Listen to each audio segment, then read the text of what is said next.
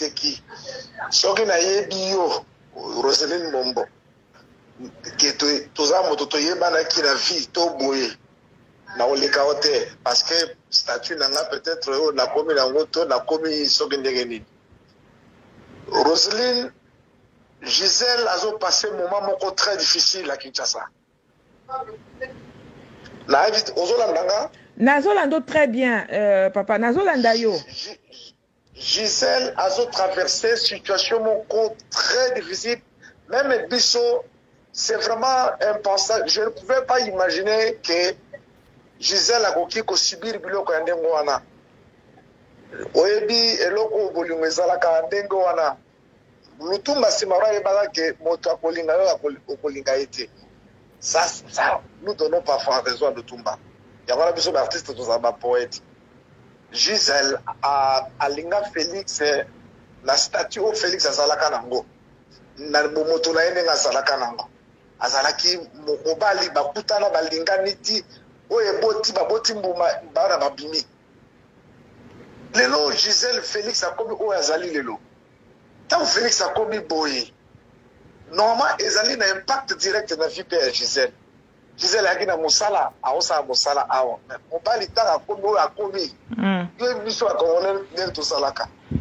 Et combien mon mobile a commis, yo, si tu dis au monde Gisèle à Kenda Kinshasa, à Kenda Kinshasa, à la Missa, pas na tata la bango, comme mon compte Jamboka. A commis à s'installer la Kinshasa, bana bazotanga pe kuna kotima na classe osa. Mais Roselyne, Toboïté, Gisèle quand même a dérangé, n'a évité ce que Gisèle a dérangé dans les Camerounais. Mais Gisèle a subir une pression consacrée de la part de votre grand frère. Une pression et puis en complicité avec la Moissine. Une pression, il y a consacré. À l'heure où je te parle, Bazotinda Batu, un soldat, colonel Bousso, Aya Koulokola, Gisèle garde la porte. Alors les gars, avec quelle intention? Gisèle Azaliwan n'a pas le président Azaliwan. Banamike. Aussi Bakolongola, Gisèle garde avec quelle. Est-ce que Gisèle te range en quoi, maman Nata Roselyne? Congo est plus de 80 millions de personnes. Maintenant, tout le monde ils sont là. Donc, quand la pauvre femme met Gisèle, il y a des moutazali à misère à Congo, c'est Gisèle ou comment? Même que Madame a ligné présence à Gisèle dans l'été. Mais si on est là quand même, Gisèle. Hein? Donc, Gisèle a fait sur la Congo, vraiment. Et puis, il y a pas de raison que tu c'est la souffrance totale. Mais est-ce que vous êtes sûr que vous avez battu Sikoyo? À l'heure où je te parle, Batindi, colonel Mongolais Mousso. Colonel Mousso. Colonel Mousso, la garde. Et c'est pour quel motif d'abord? Pour un motif nini? Roselyne Yokal.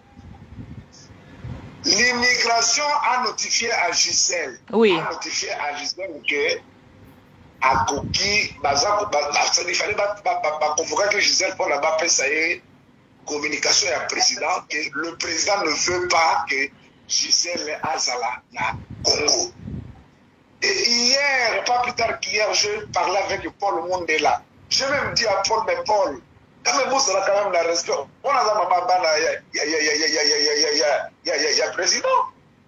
Comment même immigration sont menacées, il y a un kumba, ils ont un kumba, il y a un militaire, il y a un kumba, il y a un kumba, il y a un coordination. Mais Roselyne, c'est quoi ça? C'est quoi ça?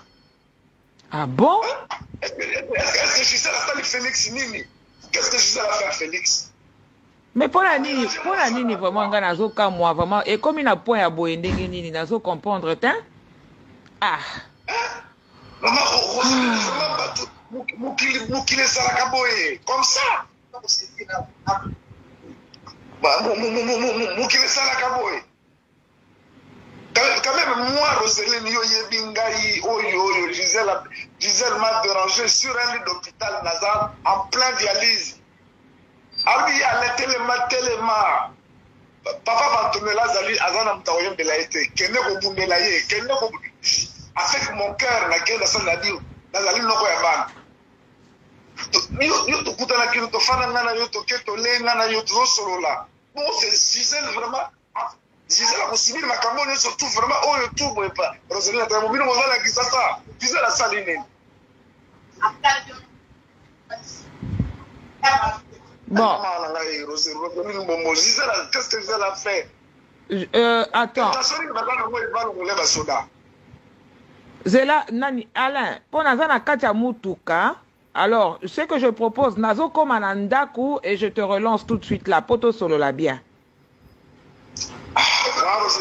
Naza vraiment, oui que Gisèle Azali, vraiment, Azali en détresse, c'est vraiment, Azali na très, Batunaïni surtout, Balongoli, Bangon, Misala, tout Bazarana Gisèle, donc, Batunani, Balongoli, Banani, na Musala, papa, expliquez-moi bien. Ba service, Gisèle Azana Batunaï, ba service, tous Bazara, Misala, Balongoli, Bangon, tout Misala. Maman Rosalie, la Bisayo Boy. Soki, Nyakera Simbi, moi, la Gisèle. Maman, la Rosalie, Momo, Moni Makila, moi, je mourrais, n'a pas de pousson. Soki, Nyakera, la Sagana, Gisèle, Gisèle, a bien la Jagaïté. Tant Gisèle, la Félix, Nyakero, et tant que si Nyakero ose toucher ma soeur.